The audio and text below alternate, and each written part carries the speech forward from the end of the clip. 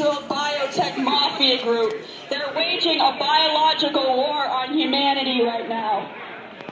Its most recent leading products are the toxic herbicide Roundup, used in conjunction with seeds genetically engineered to defy nature. The company's history includes the manufacture of biologically destructive synthetics, just to name a few. RBGH, PCBs, DDT, and Agent Orange used in the Vietnam War. They've made several false claims to push their product by any means possible. The first glaringly obvious lie is that GMOs are safe. GMO food is less nutritious, disease-causing, and responsible for cancer, infertility, and gastrointestinal disorders. GMOs are created by inserting a virus or part of a virus in order to activate a desired gene. The immune system then sees this DNA sequence not found in nature, attacks that sequence, creating an inflammatory reaction. That sounds perfectly safe. The only studies it permits are internal. While it has a stranglehold on all truly independent studies, it routinely discredits independent researchers. And it's gone so far as to threaten them. One was even chased into his car, and his partner and he were subjected to beatings. His partner got a concussion. The second misconception is that GMOs are feeding the hungry, which is false. In all reality, there's an overabundance of unaffordable food. The third misconception is that they claim to help farmers. Nature is not yours to own. Their business is one of capitalizing on tradition. They're also encouraging the decline of the farming culture and incentivizing distrust between neighbors. Monsanto is happy to contaminate farmers' crops, harass and rob them of their way of life and livelihoods. But when it comes to liability, they shirk it all. They shirk any responsibility whatsoever, and their business model is one of profiting off death. Back Monsanto! Monsanto's genocide agenda extends to several demographic and ethnic groups. You can just look at it. I mean, they've gone after corn, soy, canola, alfalfa, and now most recently they found wheat growing wild in some guy's field. So yeah, it just like once it's out there, you can't recall it. So stay out of Ghana. That's right. It's also responsible for a genocide in India, the world's largest agricultural society. The environmental activist Vandana Shiva of India has experienced this firsthand, speaking out regarding BT's cotton roll and the skyrocketing farmer suicide rates. Last November, Monsanto spent millions to defeat California's Prop 37, declaring it a deceptive labeling scheme. This method of disinformation is mirrored in their response to Washington's 522. Once introduced outside the controlled and contained environment, these super crops overtake the natural unmodified crop population and cannot be recalled, as I had stated. But Monsanto knows that without a label, they cannot be held liable. Monsanto has unlimited political influence at their disposal, and today is unlikely to be defeated by labeling alone. Today, most governmental regulatory agencies have been hijacked by corporate interests. A revolving door policy thrives within our political system for executives to move freely between Monsanto and the FDA and the USDA. A prime example is Michael Taylor, who began as the Vice President for Public Policy at Monsanto and currently holds the position of Deputy Commissioner for Food Safety at the FDA. This exposes the government-regulated organic label's standing to be a total fabrication. What is the solution? Get rid of Taylor! That's right. The solution is simple.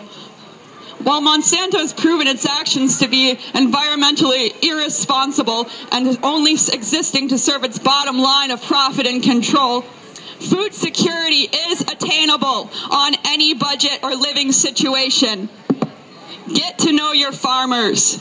Research which plants grow in accordance to your environment. If you go to Home Depot, they have plastic pots for $3, and the seeds they're giving out today are free, so there's no excuse. And vote with your dollar. I also run a Facebook page that has a lot of informative information. It's facebook.com/Stop Monsanto, Stop Monsanto GMO Global Devastation. We must abandon dependent on monocrops and promote biodiversity. Our best weapon is non-compliance. Natural law allows for abundance, but it is suppressed by the artificial mechanism of debt-driven scarcity. Question societal constructs that serve you no purpose. When legislation, representatives, and the media are all for sale, the corporation owns the livestock. Seek truth. Utilize mediums that resonate most to you to build the future you envision and reclaim your empowerment. To see the farm is to leave it. Thank you. Hey, come on. All right, thank you, Jay. Thank you. Give her a round of applause, everybody.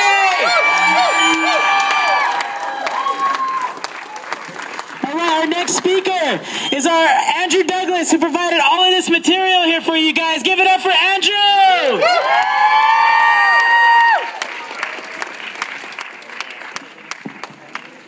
Wow, it's so great to see all these people that care so much about such a vital issue such as food sovereignty and, again, the essence of biodiversity in our world.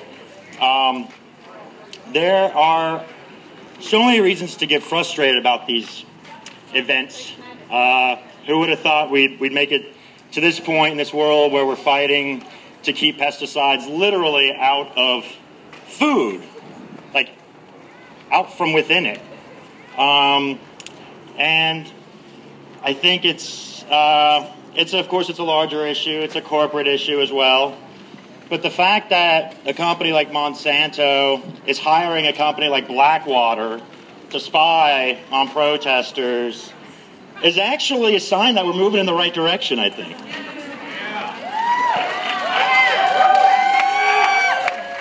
And this is all working.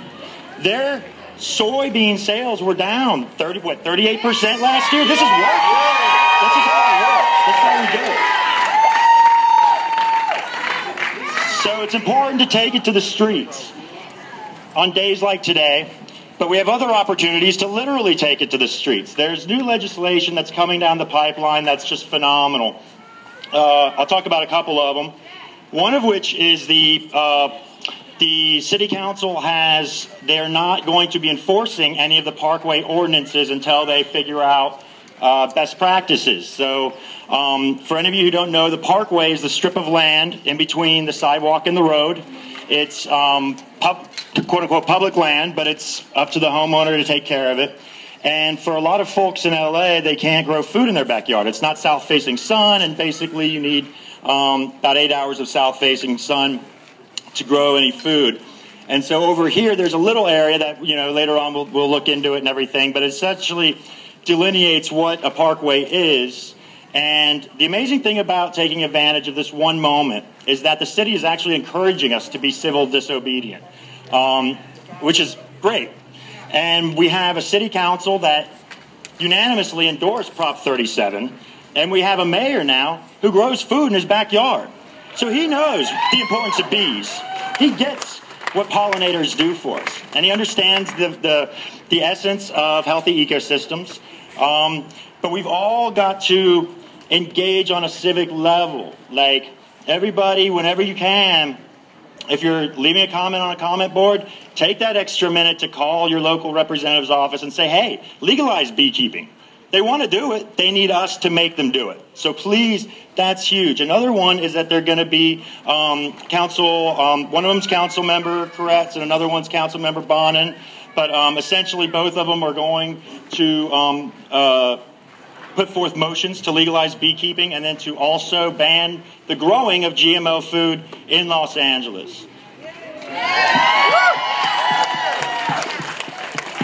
Which is huge. And when that comes before council, there will be a moment for public comment. And we're needed. We've got to engage on a civic level. Any of you that are in your 20s or early 30s, there's 80 million of you in this country.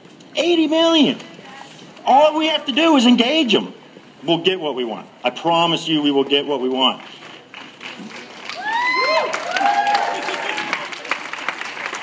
Now, speaking about Prop 37, How fascinating was that we could all see on the front page of the LA Times how much votes cost?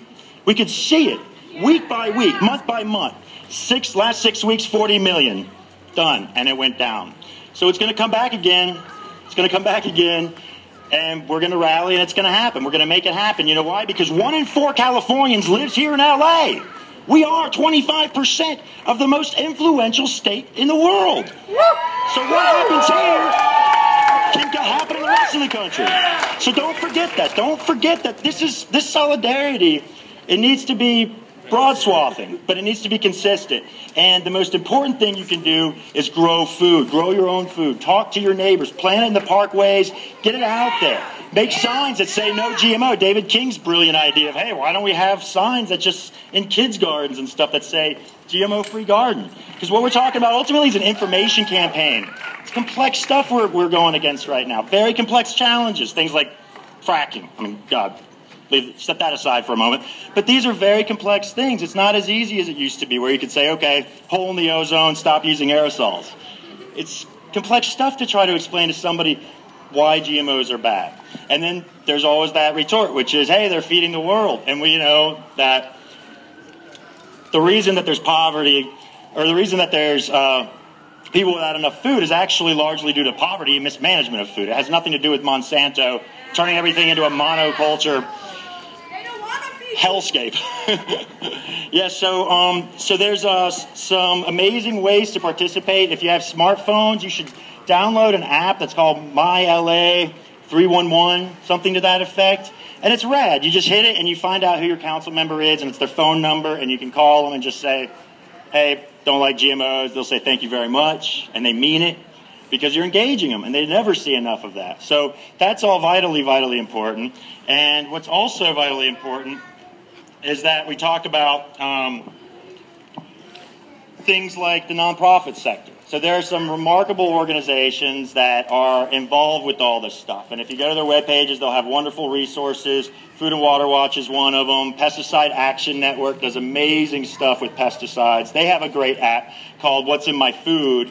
And it's crazy. You get on there and you hit whatever vegetable you want to get is, and it tells you how many pesticides are on it. So it tells you, for example, the average store-bought strawberry has 40-something pesticides on it. So fascinating stuff. Not the easiest pill to swallow, but information is good.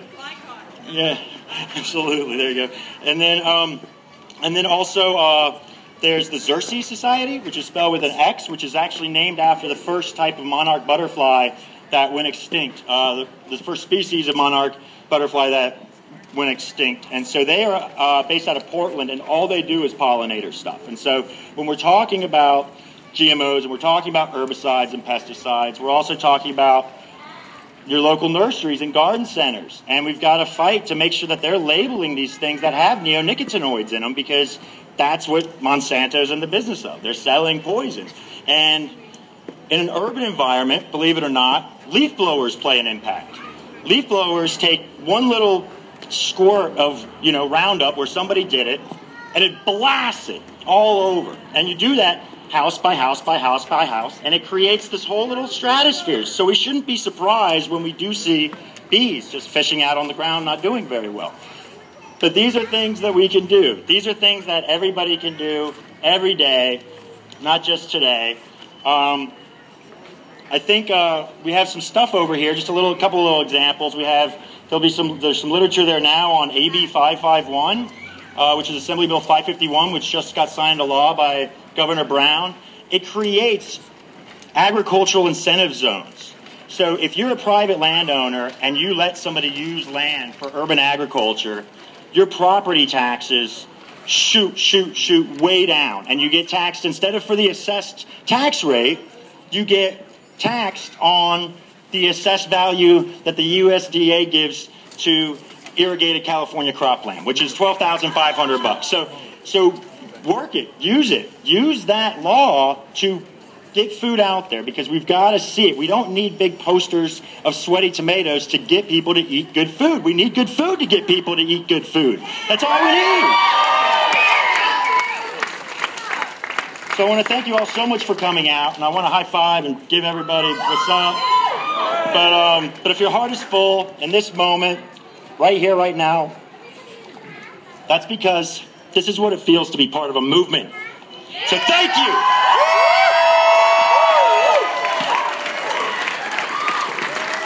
Give it up for Andrew!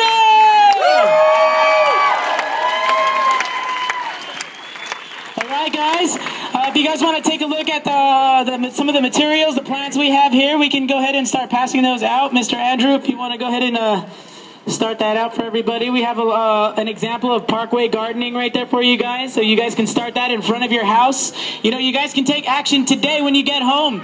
For giving you guys seeds, start planting them. You know, it's vital, it's important. All right, do we have a Arturo here? Arturo.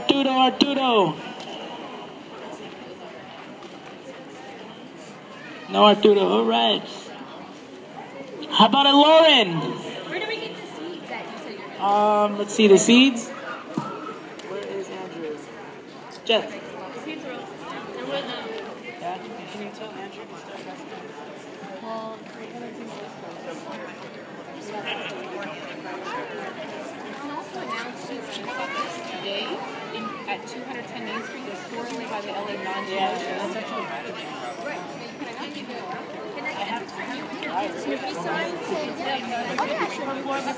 That's so cute. Both you guys. That's really good. We call everybody that's supposed to be there. Perfect. Okay.